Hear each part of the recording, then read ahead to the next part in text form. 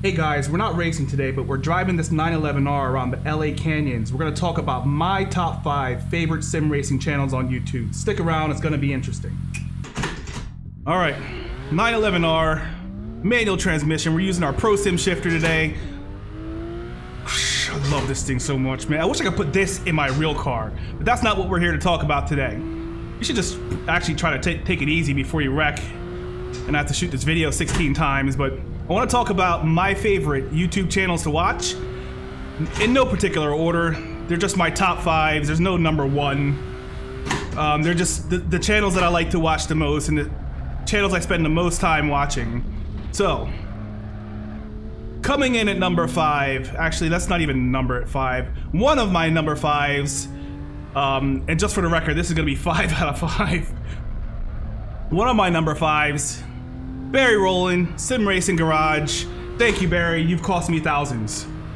So, the reason why I really like this channel is because I am not the most detail-oriented person, if you haven't noticed. I like general ideas. I don't like to go and nitpick everything unless it's a product or something that I've actually paid money for, but I'm not the type of person that's going to open up, you know, equipment and see what's inside to get the user community to really know what's happening behind the boxes and inside of the actual parts. So, but I do want to know, right? And I think if there's anyone that does a great job of telling you exactly what you're getting, it's Barry Rowland. So, once again, thanks Barry a lot for costing me my kid's college fund. I'm building this simulator, but I find great value out of that page. This Pro Sim shifter, I have it specifically because he said it's a good training tool, not because of any other marketing material. So it really shows the value of what these people have in the social space for marketing products. Now, I don't particularly listen to everything Barry says. Some of the products that he's had interactions with, I have also had interactions with, and I don't really see some of the things he sees, but it's really good for him to do that review because he carries an optimistic mindset. And I'm more of your pessimistic, you know, find out what's wrong with this thing more than, you know, elaborate on what is really good. So that's really helpful for me as a consumer to go visit his page and get the real behind the scenes or under the hood look at these products that he's showing off. And quite frankly, the man gets to tinker with products all day long. I'm sure that's what he does anyway. His detail orientation is maximum level. He's probably a really strong engineer in some capacity. I don't know what he does in his day life, but respectable amount of details when it comes down to showing consumers what the product is. So that is, we're gonna start with Barry because that's the guy that cost me the most money. And honestly, a lot of the equipment I have because of Barry, like this P1X, and like I said, this Pro Sim shifter. I think the rest are kind of other reviews and other feedback. So that's why I like the Sim Racing Garage. Really love Barry. I love his voice. It's really calming. And I watch all of his videos, literally every one of them, from start to finish. I haven't been too good lately because I've been trying to make my own, but Barry's, like, watching his videos for me is a really good time. I have money shifted right there. Let's not even act like that happened, okay? Actually, I'm gonna cut that out of the video. No, I'm not. We're gonna show it. So, Barry Rowland, thank you so much for what you do for the community, man. Most of these kids wouldn't have half the shit that they have because of you. And I'm sure people's credit card balances and checking account balances are very low as a count to you. So, thanks for that, Barry. Money shift again. All right.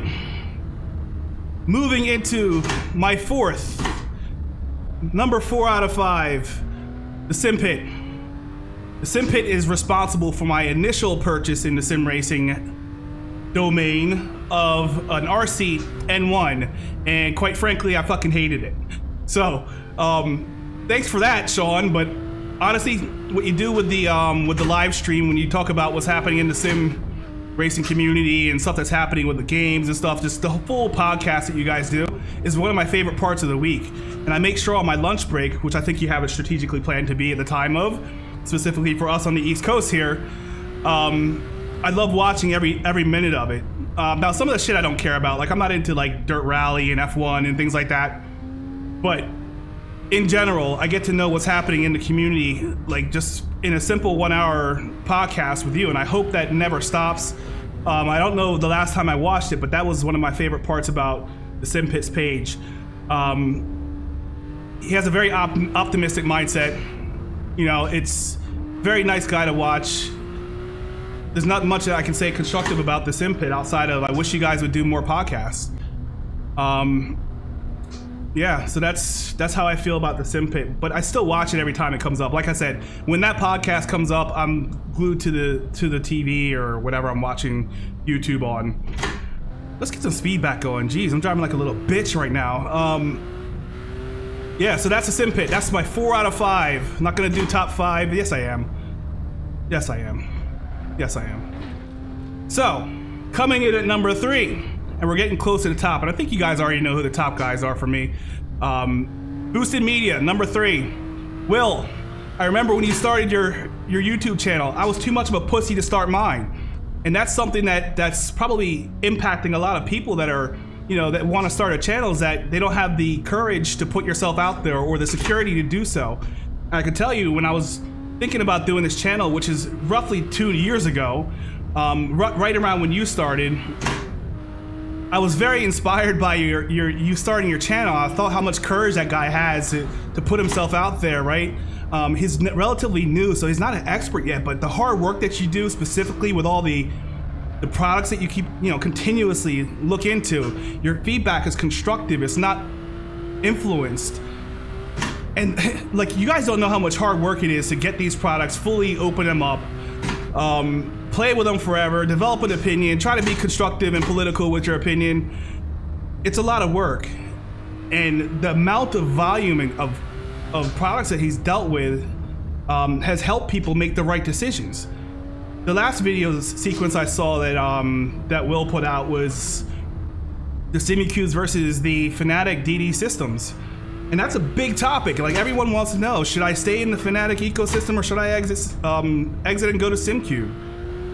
Now, I know the answer to that question, and most people who have specific products know the answer to that question, but he really made it clear and almost unbiased for you guys to make up the decision for yourself. So I'm really happy what he does with his channel, man. I was, quite honestly, when he started his channel, I felt a little bit like a pussy. So a year goes by and I turned 40. And guys, when you turn 40, you stop giving a fuck about a lot of things. Being insecure is one of them. So I realized that I'm not gonna let anything else in my life in general be halted or blocked by insecurity. I did it with music, I did it with anything I'm interested in. I get really good at stuff. I'm not saying I'm good at sim racing now, I will be, that's a fact. But insecurity holds you back from going and doing what you want to do because you're worried about, oh, what if people talk about me? What if people make fun of the way I look or make fun of the way I talk? So the fuck what? That's the thing, like, who gives a fuck? So I'm really, that's some of the inspiration that Will gave me, and I watched his channel blow up and I thought, damn, Will's blowing up. I could have been blowing up at the same rate, if not, no, definitely not the same rate, but I could have been blowing up also. And I'm letting this time pass by and I'm sitting there clicking, watching everyone's channel, and I'm just sitting here feeding the system that I wanted to be a part of. Like, I initially wanted a channel. I watched another person that we'll talk about in a little bit. Oh god, that came up really quickly. Yeah, alright. This car feels unusually close to my car, and we'll talk about that in another episode at some point, because I have some really cool things happening with this channel coming up in the near future. It's cool in the context of Greg. And anyway, where was I at? We're talking about insecurity in racing, or putting yourself out there. So I decided at some point in my life that I'm not gonna let insecurity get in the way.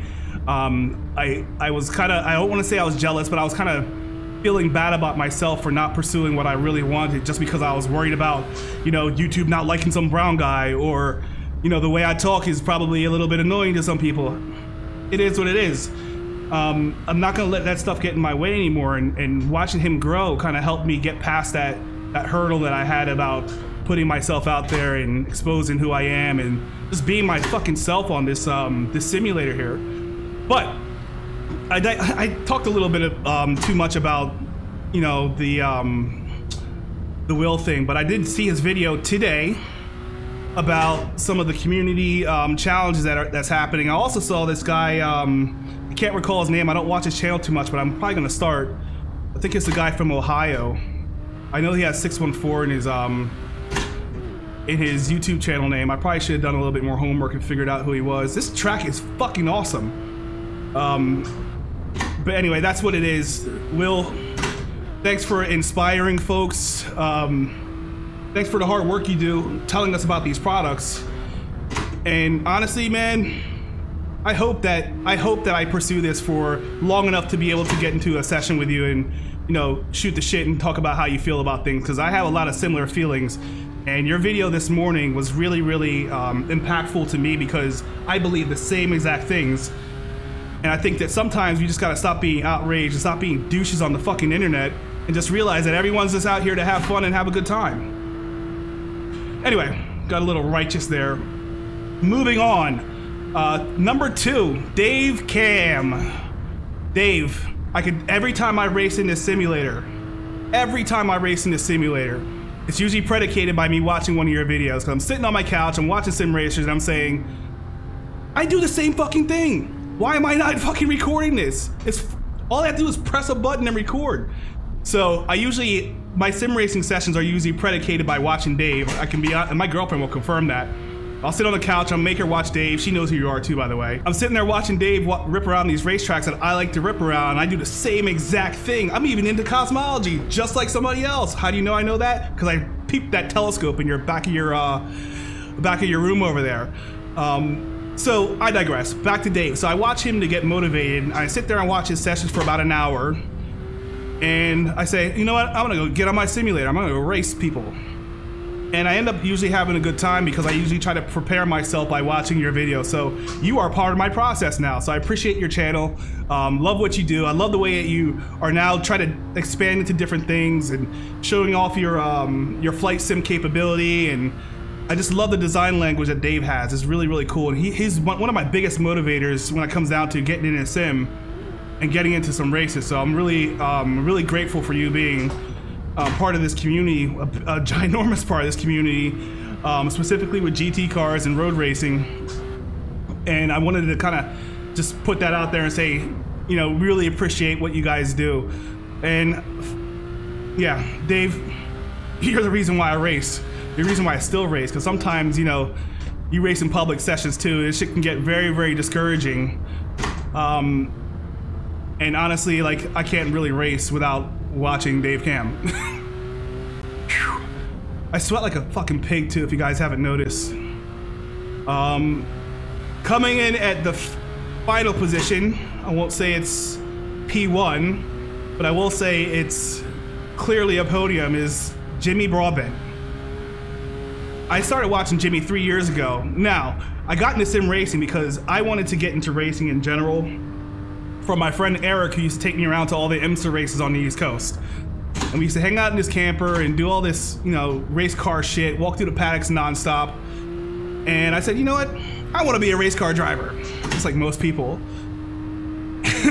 Funny part is, fast forward down the road, after my life got a little hectic for a bit,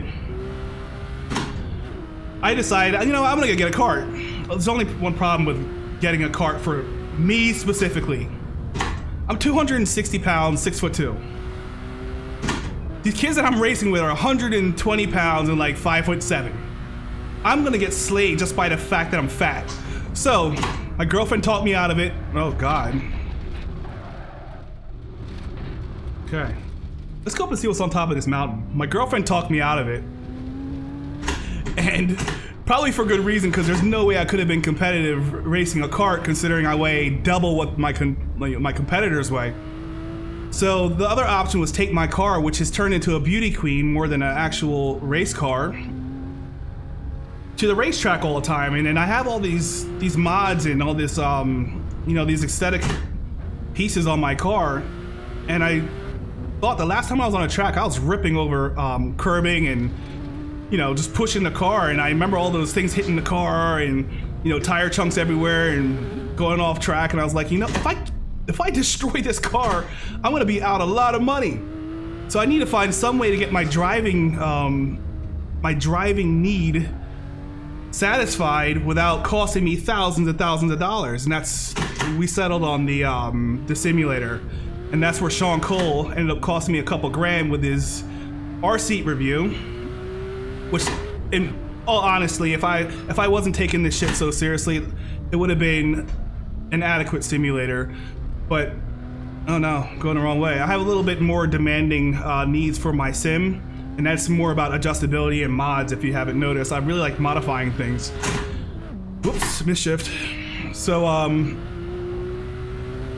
yeah, what the fuck was I talking about? Oh, Jimmy. How did I get to Jimmy from that? So Jimmy, yeah. Jimmy is what got me into sim racing in the first place, and I hope that he's proud of all of his minions and all of his offspring that, you know, are now doing this hobby as a result of his fantastic videos, man.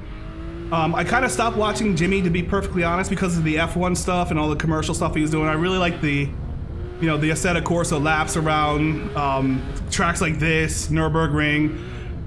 That was the Jimmy that I was really, really attached to, and now that he's doing that stuff again, I am super jacked back in. And honestly, he's my biggest motivation for even getting into sim racing, because after we scrapped the karting idea, I started figuring out what sim racing was about.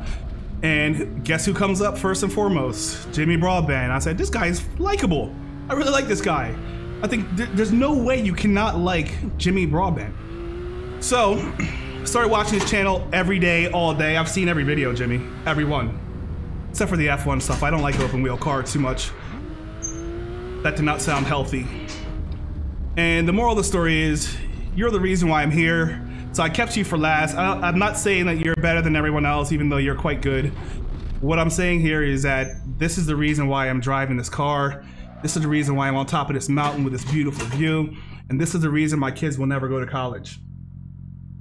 So, thank you all for watching. I just wanted to share with you some of the things that got me into sim racing, all of the channels that I really truly enjoy watching, and just tell you guys a little bit of what's going on in the mind of Greg when I'm doing this stuff. Some of it's motivated by Dave. Like, if you see me on here sometimes, it's because I just watched a Dave video.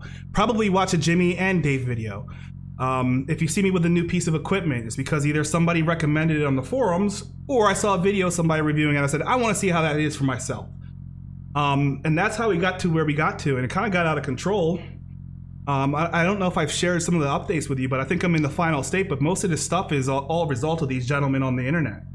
So those are my top 5 favorite channels to watch. There's others that I watch, like Race Beyond Matter is a good one for me. Matt Malone I watch every now and then. I haven't gotten to the swing of having him as part of my normal rotation because I just don't have time anymore. Sim Racing 604 I think is the guy I was referring to earlier. I saw his video about the community also. It's the same outraged community that's, you know, dominating the world right now. I saw his video on that and I agree with a lot of the stuff he was talking about. But these are all the things that really keep me motivated to continue and continue. And the more the merrier. Like Will was saying in his video this morning, dude, like how fucking awesome is the world where we can have a vast and plentiful perspective on something that we're interested in, and we can have debates, but keep it cool, man. Don't be a douche. I think at the end of the day. So what else do we want to talk about? Who also I like? Driver 61. I get a lot of driving information from him, and obviously Dave Perel. His onboard story videos were to me the most inspirational thing I've ever seen in racing. The walkthrough of what the driver perspective is while he's driving. I think that's information that has so much value that you can't even understand, but you really have to have an open mind to consume it. That's basically it. I don't think I watch any more sim racing channels yet, but if there's good ones that you know about, please leave a comment. Tell me what channels you guys like to look at. Tell me what channels motivate you, and I will gladly take a look at those channels, and hopefully I can become one of those channels. But I don't plan on stopping. I plan on getting more consistent with my schedule. My plan is to release 2 racing videos a week, and then 1 video about this equipment. Like, I'm gonna do my dashboard soon. I get a lot of questions about my dashboard. Doing a dashboard video soon. That's gonna be the next equipment review I'll do. But again, this is all just from my perspective and things that I see. Everyone has their own context. This is just mine. So I appreciate everyone watching. Have a wonderful day. Check out these pages if you don't already check them out. And like I said, if you know a channel that is really, really interesting to watch, please share it with me. So I want to see what their perspective is also and see what they're doing. Have a great day, guys. We'll see you guys next time, and hopefully we'll be doing an equipment review if I stick to my schedule this weekend. We're going to talk about my dashboard. We'll talk about my Apex equipment, and we'll talk about my OSR button box and SimCore, my beautiful SimCore dashboard that I have been so accustomed to. So thank you all for watching. Again, we'll talk to you later. Have a wonderful day.